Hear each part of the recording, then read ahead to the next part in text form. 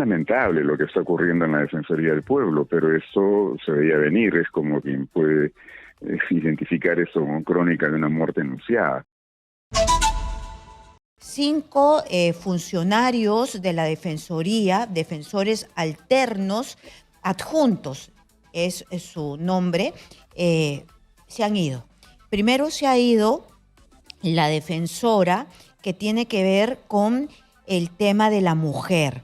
¿Por qué se ha ido? Porque el defensor del pueblo se ha quedado mudo, ella dimitió porque se quedó mudo frente a una decisión de la ONU que emitió un informe señalando que el Estado peruano vulneró los derechos de una niña de 9 años que fue abusada sexualmente por su padre y que se le negó el aborto, ¿no? Y también luego Gutiérrez se habría quedado mudo porque tenían enfoques distintos en lo que se refiere a la familia.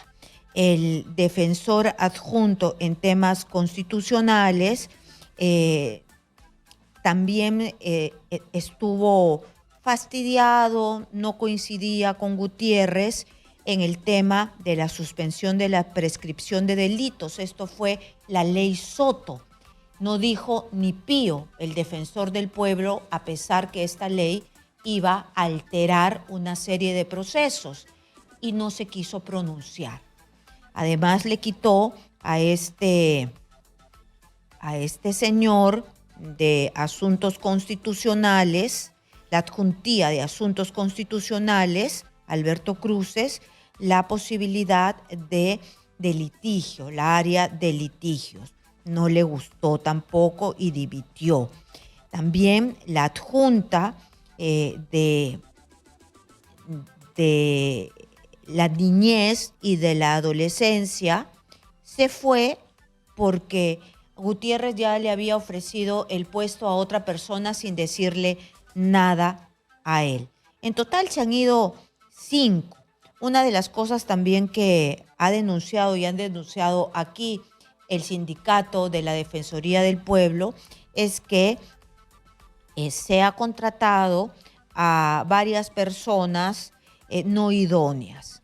Y una de las cosas que también llama la atención es que se contrató a Elizabeth Sea, que ha sido parte del equipo técnico de Fuerza Popular, y que ella pues no contaba con los años que antes se solicitaban para ocupar ese puesto. Se recortó el tiempo que se necesitaba trabajar en el Estado para la Defensoría para que calzara, según el sindicato, para hacer esta contratación.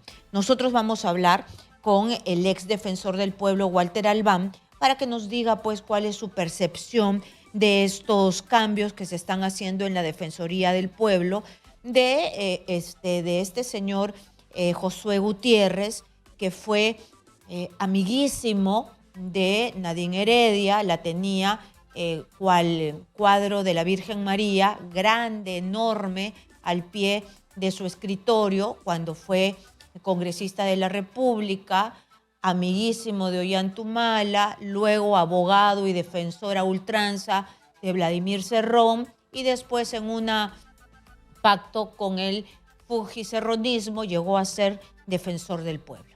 Bienvenido, señor Walter Albán, a Exitosa.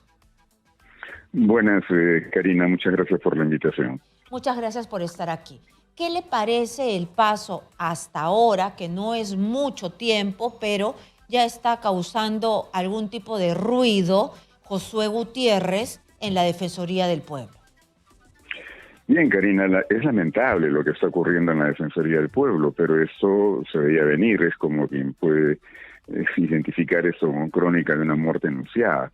La Defensoría fue capturada por el Congreso, que está en este plan de avasallamiento de instituciones, y ha puesto ahí a un mandatario, no un defensor del pueblo. La ley y la Constitución exigen que quien ejerce este cargo tiene que tener una trayectoria de integridad conocida y tiene además que contar con absoluta independencia. ¿Qué independencia puede tener una persona con el pasado político de este señor? Y además el hecho de que recientemente ha militado en Perú Libre, ¿no es cierto?, hasta poco antes de que se abriera el concurso para Defensor del Pueblo, y ha sido, como bien se ha señalado, abogado personal del señor Cerrón y luego asesor de la mesa directiva del Congreso. En buena cuenta, él ha entrado a la Defensoría para cuidar de que la Defensoría no haga su trabajo, no defienda los derechos fundamentales y no le diga al resto del aparato del Estado qué es lo que está mal, qué es lo que hay que corregir, que ese es el rol de un defensor, de una defensora del pueblo, ser una suerte de conciencia crítica y señalar el camino de lo que tiene que corregirse. No, ahora la Defensoría, como se ha dicho, está muda, está afónica, y lo que es más grave es que va a ser instrumentalizada, ¿no es cierto?, como por ejemplo podría ocurrir si destituyen a los miembros de la Junta Nacional de Justicia y nombran a nuevos miembros en esa institución, la comisión especial que tiene que designarlos la preside nada menos, de acuerdo a la ley, el defensor del pueblo. En otras palabras, creo que esto es parte del copamiento que lleva adelante el Congreso con absoluta impunidad y que nos está destruyendo, ¿no?, la institucionalidad democrática en el país. Entonces, esta persona no parecía idónea desde el comienzo. Entonces, no parecía y no es idónea. No debió estar en el cargo y no debe estar en el cargo. Cuando alguien no debe estar en el cargo, ¿qué se hace? ¿Él ha cometido alguna falta grave con los cambios que está haciendo o con las omisiones? ¿Comete falta grave o no? No, yo diría que no se trata de falta, se trata de una desnaturalización de la institución. Eso es lo que propiamente tendría que ser materia de una evaluación política en el Congreso, pero acá la responsabilidad la tiene el propio Congreso, que lo eligió sabiendo quién era, sabiendo perfectamente que esta persona no iba a ser capaz en absoluto de mantener la independencia de la institución o de tener incluso la posibilidad de contradecir al Congreso cuando encontrara que sus decisiones pudieran estar atropellando derechos o la institucionalidad. En el pasado, recordemos, durante el régimen de Alberto Fujimori, el defensor del pueblo de entonces, Jorge Santisteban de Noriega, se enfrentó a Alberto Fujimori. Fue prácticamente la Defensoría la única institución en el país que se mantuvo independiente. Esto le ocasionó una serie de ataques y de recortes presupuestales y, en fin, todas las medidas que el régimen de aquel entonces pudo llevar adelante. Pero la Defensoría fue pieza vital de la recuperación democrática en el país en alianza con el Sistema Interamericano de Derechos Humanos y la Organización de Estados Americanos. Yo creo que en esta oportunidad, por eso se han cuidado, no quieren tener a ninguna institución que pueda de alguna manera manifestar una disconformidad o crítica a lo que decide el Congreso. Están cuidándose de poner al frente de las instituciones a gente que responda a los intereses del Congreso, y eso es lo que han logrado con SUNEDU, con el Tribunal Constitucional, con la Defensoría del Pueblo, y ahora quieren hacer lo propio con la Junta Nacional de Justicia y más adelante la OMPE, la RENIEC y el Jurado Nacional de Elecciones, ¿no? Pero hay un reglamento definitivamente que tiene que ceñirse el defensor del pueblo, ¿no? Porque no es alguien que ande pues así como se le dé la gana.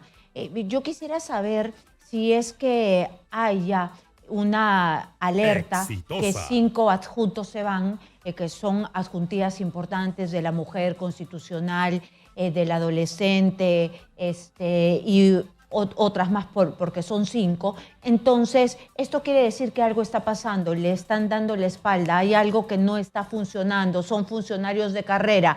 Entonces, si no se dan cuenta los del Congreso, ¿qué cosa es, qué mecanismo se activa? ¿Cuáles son los puntos o las fallas o los delitos, irregularidades que dice el reglamento que comete un defensor del pueblo para defenestrarlo?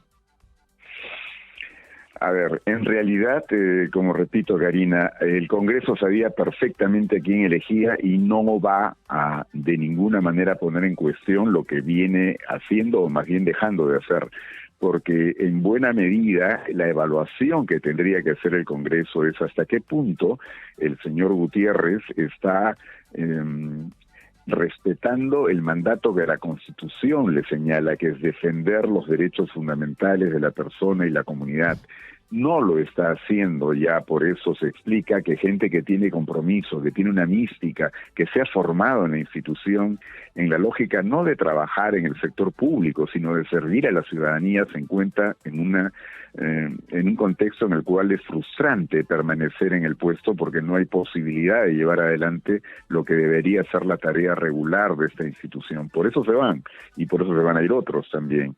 Y mientras tanto, él se encarga de contratar a personas que no es que tengan idoneidad o calificación para el cargo, sino más bien responden a las organizaciones que lo respaldan, y entonces utiliza los puestos en la Defensoría como una suerte de pago, ¿no?, o contraprestación al favor político que le hicieron cuando lo nombraron sin que reúna ninguna calificación para llegar a este puesto.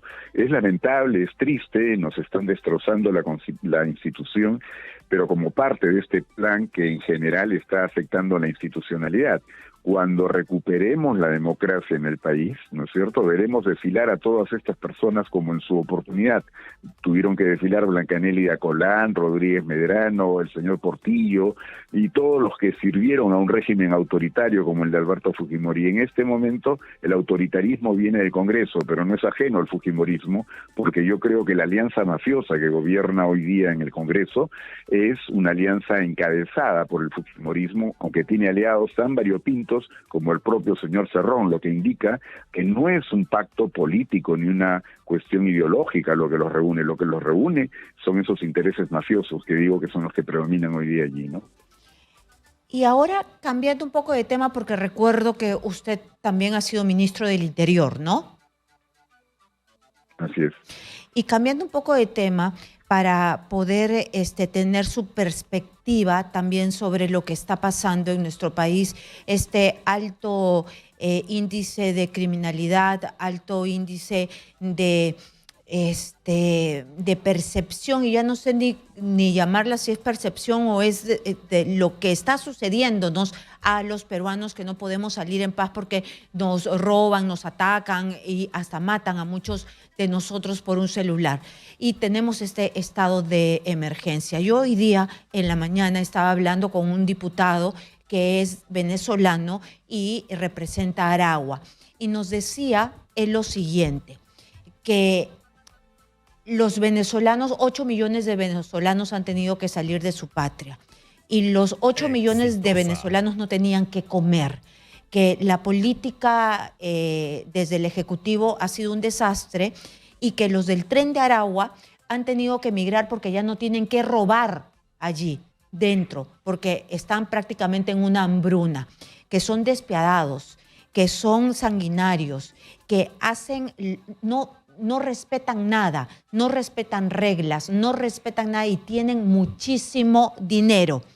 Entonces, yo lo que le quería preguntar es que bajo este argumento, porque me los pintó como unos monstruos, una cosa pero increíble, que ha destrozado su país de la mano con el gobierno, porque dice que el gobierno se ha hecho de la vista gorda. Entonces, cuando tenemos a unos delincuentes así adentro, otro que nos acecha, el niño guerrero que podría entrar en cualquier momento si es que ya no está aquí, ¿qué se puede hacer en aras de ayudar, ¿no? ¿Qué se podría hacer? Porque tenemos pocos policías, poca tecnología, pocos patrulleros. ¿Qué se puede hacer?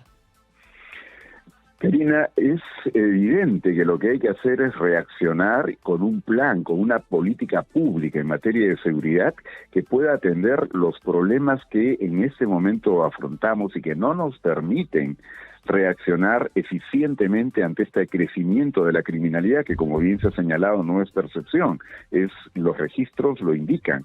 La criminalidad no solo ha aumentado, sino que se ha vuelto cada vez más violenta. Ahora, esto tiene como base, y por eso es que ha crecido tanto en el Perú en los últimos años, la economía ilegal, o sea, actividades ilícitas como narcotráfico, minería ilegal, como tráfico de inmuebles, tráfico de personas, tala ilegal. Todo esto tiene su representación en el Congreso. Por eso se toman tantas medidas en materia penal que favorecen a las grandes organizaciones criminales.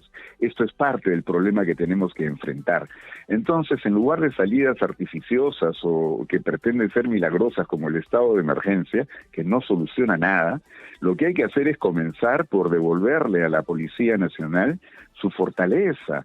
¿Cómo es posible que se hayan comprado durante el régimen del señor Humala hasta el año 2016, ¿no es cierto?, 4.500 patrulleros y después no se compra nada? Ya menos de la mitad de esas unidades móviles están hoy día en circulación. Y no ha habido nuevas compras, no se hace la inversión necesaria en logística, en infraestructura, en la capacitación de los policías. No, lo que se hace es llamar a la Fuerza Armada. Eso es un cuento, esa es una salida mentirosa, diría yo. Y a la larga lo vamos a ver en la práctica. Ya, por ejemplo, declararon estado de emergencia en 2 distritos grandes de Lima y al día siguiente o a los pocos días hemos tenido, ¿no?, una acción muy violenta de criminalidad común, ¿no es cierto?, en otro distrito aledaño.